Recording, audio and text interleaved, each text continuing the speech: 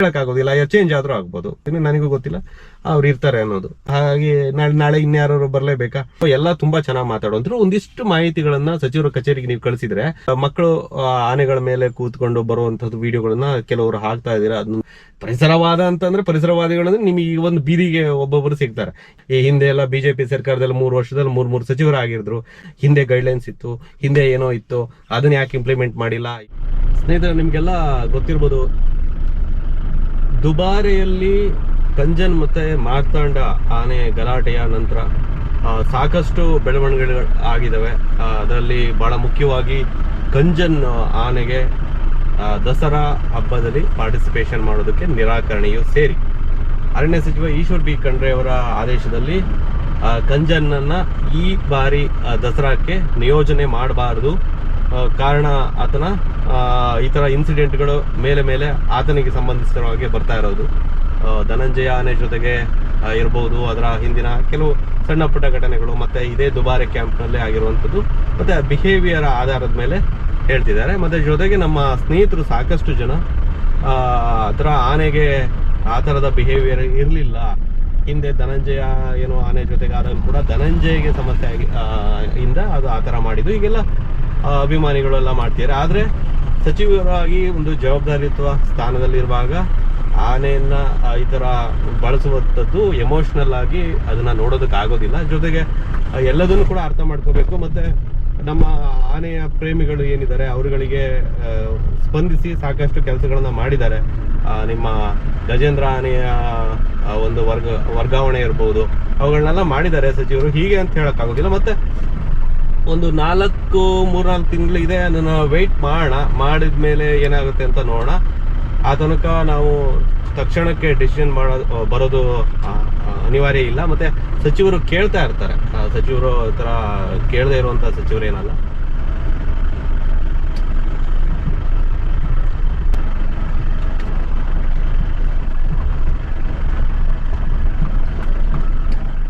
ಕರ್ನಾಟಕದಲ್ಲಿರುವಂತಹ ಎಲ್ಲ ಎಲಿಫೆಂಟ್ ಕ್ಯಾಂಪ್ಗಳಲ್ಲಿ ಬಹಳ ಮುಖ್ಯವಾಗಿ ಎಲ್ಲಿ ಟೂರಿಸ್ಟ್ಗಳು ಬರ್ತಾರೆ, ಅದು ಪನ್ಸೋಲಿ ಇರ್ಬೋದು, ಸಕ್ರೆಬೈಲ್ ಇರ್ಬೋದು, ಅಥವಾ ದುಬಾರೆ ಇರ್ಬೋದು, ಎಲ್ಲ ಕಡೆ ಪ್ರವಾಸಿಗರಿಗೆ ಬ್ಯಾನ್ ಮಾಡಿದ್ದಾರೆ. ಅದಕ್ಕೂ ಕೂಡ ಮಾಧ್ಯಮದಲ್ಲಿ ವಿಶೇಷವಾದ ಚರ್ಚೆಗಳು, ಅದು ಇದು ಮತ್ತೆ ಬ್ಲೇಮ್ ಮಾಡುವಂಥದ್ದು ಎಲ್ಲ ನೋಡಿದ್ವಿ.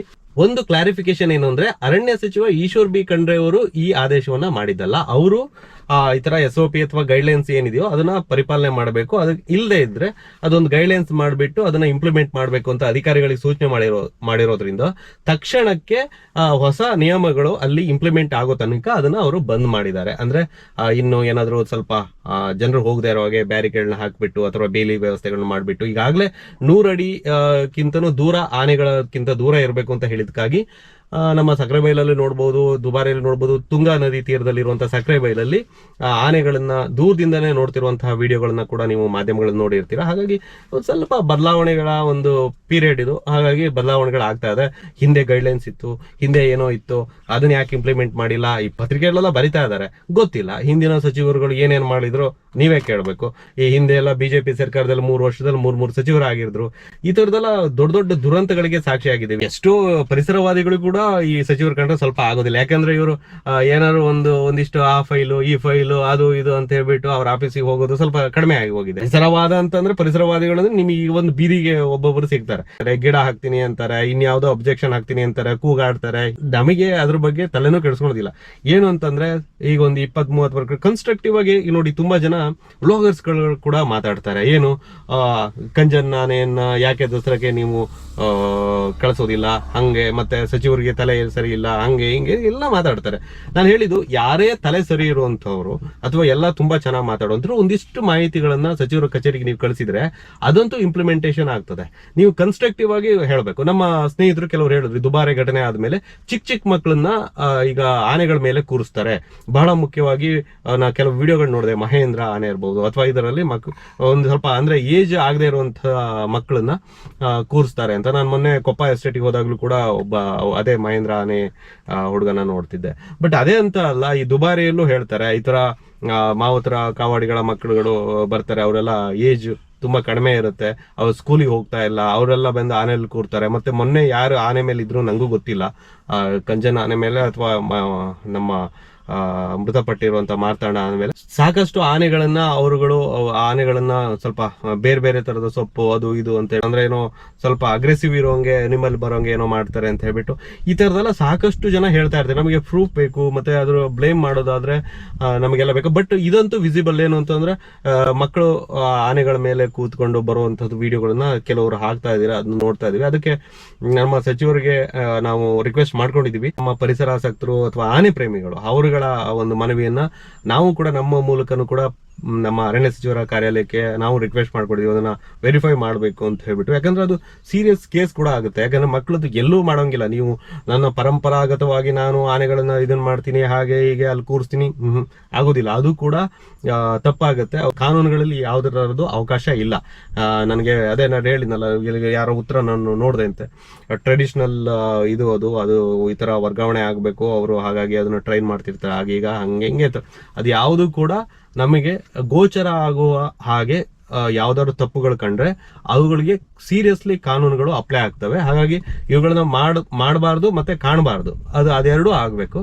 ಸೊ ಈ ತರದ ವಿಷಯಗಳಲ್ಲಿ ಅವ್ರು ಎಷ್ಟು ಕ್ರಮ ತಗೋತಾರೋ ಗೊತ್ತಿಲ್ಲ. ಇಂಥದ್ನೆಲ್ಲ ನೀವು ಹೇಳಿದ್ರೆ ಅದನ್ನ ಸರಿ ಮಾಡ್ತಾ ಹೋಗ್ಬೋದು, ಒಂದು ಇರುತ್ತೆ. ಅದು ಬಿಟ್ಟು ಸಾರಾಸಗಟಾಗಿ ನಮಗೆ ಅರಣ್ಯ ಸಚಿವರು ಸರಿ ಇಲ್ಲ, ಅರಣ್ಯ ಸಚಿವರು ಮಾಡ್ತಿರೋ ಸರಿ ಇಲ್ಲ, ಅರಣ್ಯ ಸಚಿವರೇ ಆನೆಗಳನ್ನ ತಂದು ಬಿಟ್ಟಿದ್ದಾರೆ ಅನ್ನೋ ತರ ಮಾತನಾಡೋದು, ಇದೆಲ್ಲ ಮಾಡಿದ್ರೆ ಅರಣ್ಯ ಸಚಿವರೇನು ಇರ್ತಾರೆ ಇಲ್ಲ ಗೊತ್ತಿಲ್ಲ. ಈಗಲೂ ಯಾವ್ದೋ ಪೊಲಿಟಿಕಲ್ ಸಮಸ್ಯೆಗಳು ಅವು ಇವು ಇದಾವೆ, ಹೇಳಕ್ಕಾಗೋದಿಲ್ಲ. ಚೇಂಜ್ ಆದ್ರೂ ಆಗ್ಬೋದು. ಈಗ ನಾನೊಬ್ಬ ಜರ್ನಲಿಸ್ಟ್ ಆಗಿ ಹೇಳ್ತೀನಿ, ನನಗೂ ಗೊತ್ತಿಲ್ಲ ಅವ್ರು ಇರ್ತಾರೆ ಅನ್ನೋದು. ಹಾಗೆ ನಾಳೆ ಇನ್ಯಾರು ಬರ್ಲೇಬೇಕಾ? ಈಗ ಸರಿ, ಈಗ ಎನ್ವಿರಾನ್ಮೆಂಟಲಿಸ್ಟ್ಗಳಿಗೆ ಇನ್ನು ಮತ್ತೆ ಆತರ ರಹದಾರಿಗಳು ಸಿಗ್ತವೆ, ಇನ್ನು ಎಲ್ಲ ಏನೇನ್ ಮಾಡ್ಬೇಕು ಅಂತ ಹೇಳ್ಬಿಟ್ಟು ಆ ಥರನೂ ನೀವು ಇಷ್ಟಪಡ್ಬೋದು. ನಿಮ್ಗೆ ಪಡೋರ್ನೇ ಬಂದು ಕೂರ್ಸ್ಕೊಂಬೇಡಿ, ಬೇಕಾದ್ರೆ ಅವಾಗ ಬೇಕಾದ್ರೆ ಕಂಟ್ರೋಲ್ ಆಗ್ಬೋದೇನೋ ಗೊತ್ತಿಲ್ಲ. ಇದೊಂದು ಟ್ರಾನ್ಸಿಷನ್ ಪೀರಿಯಡ್, ನಾವೆಲ್ಲ ಈ ಥರದ ಒಂದು ಬದಲಾವಣೆಯ ಒಂದು ಕಾಲದಲ್ಲಿ ಇದೀವಿ ಅಂತ ನಾನು ಅರ್ಥ ಮಾಡ್ಕೊತೀವಿ. ಯಾಕಂದ್ರೆ ನಾನು ನಿಜವಾಗ್ಲೂ ಹೋಗಿ ಎಲ್ಲ ಕೆಲವು ಪ್ಲೇಸಸ್ಗಳಿಗೆ, ಪ್ರದೇಶಗಳಿಗೆ ಹೋಗಿ ತುಂಬಾ ಸಮಯವನ್ನು ವ್ಯರ್ಥ ಮಾಡಿ ಅವುಗಳ ಬಗ್ಗೆ ಅವಲೋಕನ ಮಾಡೋದ್ರಿಂದ ನನಗೆ ಅನ್ಸಿರೋದು ಇದೊಂದು ಬದಲಾವಣೆಯ ಕಾಲ ಆಗಿದೆ. ಹಾಗಾಗಿ ಯಾರನ್ನೂ ಬ್ಲೇಮ್ ಮಾಡೋ ಅಗತ್ಯ ಇಲ್ಲ, ಎಲ್ಲರೂ ಸೇರ್ಕೊಂಡ್ಬಿಟ್ಟು ಇದಕ್ಕೊಂದು ಇವುಗಳಿಗೆ ಪರಿಹಾರ ತೆಗೆದುಕೊಳ್ಳುವಂತ ಕೆಲಸ ಮಾಡಬೇಕು. ದುಬಾರಿ ಘಟನೆ ಆದ್ಮೇಲೆ ಸಾಕಷ್ಟು ಈ ತರ ಕ್ಯಾಂಪ್ಗಳಲ್ಲಿ ರಿಸ್ಟ್ರಿಕ್ಷನ್ ಬಂದಿದೆ. ನಿಮಗೆ ಗೊತ್ತಿರೋ ಹಾಗೆ ಈಗ ಆನೆಯನ್ನ ತೊಳೆಯುವಂಥದಕ್ಕೆ ಏನು ದರವನ್ನು ಫಿಕ್ಸ್ ಮಾಡ್ತಿದ್ರು ಜನರಿಗೆ, ಅದೆಲ್ಲ ಈಗ ಕ್ಲೋಸ್ ಆಗಿದೆ. ಅದು ಸಕ್ಕರೆಬೆಲೆಯಲ್ಲಿ 100 ರೂಪಾಯಿ ಇಲ್ಲದೆ ದುಬಾರಿಯಲ್ಲಿ 300 ರೂಪಾಯಿ ಇತ್ತಂತ. ಕೆಲವು ನಿಯಮಗಳಿಗೆ, ಅನಧಿಕೃತ ನಿಯಮಗಳಿಗೆ ಅವುಗಳಿಗೆಲ್ಲ ಬ್ರೇಕ್ ಬಿದ್ದಿದೆ. ಅವುಗಳದ್ದು ಈಗ ಫಂಡ್ ಕೂಡ ಏನಾಗುತ್ತೆ ಅಂದ್ರೆ, ಅದು ಕಲೆಕ್ಟ್ ಆಗಿರೋ ಫಂಡ್ ಅನ್ನು ಒಂದು ಫೌಂಡೇಶನ್ ರೂಪದಲ್ಲಿ ಅಲ್ಲೆಲ್ಲೋ ಡೆಪಾಸಿಟ್ ಹಾಕಿರ್ತಾರೆ. ಇವರು ಅದನ್ನ ವಾಪಸ್ ತಗೊಂಡು ಈ ಆನೆ ಶಿಬಿರಗಳನ್ನ, ಕ್ಯಾಂಪ್ಗಳನ್ನ ಮೇಂಟೈನ್ ಮಾಡಬೇಕು. ಹಾಗಾಗಿ ಆ ಹಣದ ಅನಿವಾರ್ಯ ಇಂಪಾರ್ಟೆಂಟು. ಈಗ ಕ್ಯಾಂಪಲ್ಲಿ ನಮ್ಮ ಪ್ರವಾಸಿಗರು ಬರಲಿಲ್ಲ ಅಂತಂದ್ರೆ ನೀವು ತುಂಬಾ ಅವುಗಳಿಗೆ ಆಹಾರ ಕೊಡುವಂಥದ್ದು ಏನಂದ್ರೆ, ಒಂದು ಆನೆಯನ್ನ ಕ್ಯಾಂಪಲ್ಲಿ ಇರುವಂತ ಆನೆಯನ್ನ ಸಾಕೋದಕ್ಕೆ ಒಂದು ತಿಂಗಳಿಗೆ ಒಂದು 50-60 ಸಾವಿರ ಬರೀ ನಿಮಗೆ ಅದು ಆಹಾರಕ್ಕೆ ಖರ್ಚು ಬರುತ್ತೆ. ಮತ್ತೆ ಅದು ಕ್ರಾಲಲ್ಲಿ ಇದ್ರೆ ಅದಕ್ಕೆ ಒಂದು 2.5-3 ಲಕ್ಷ ಬಿಲ್ ಮಾಡ್ತಾರೆ.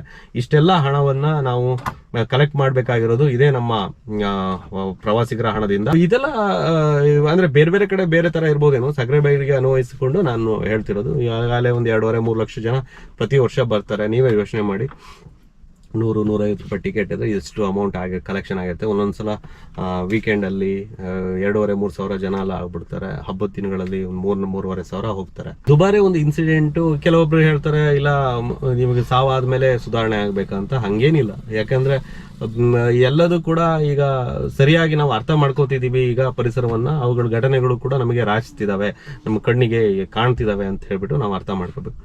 Thank you.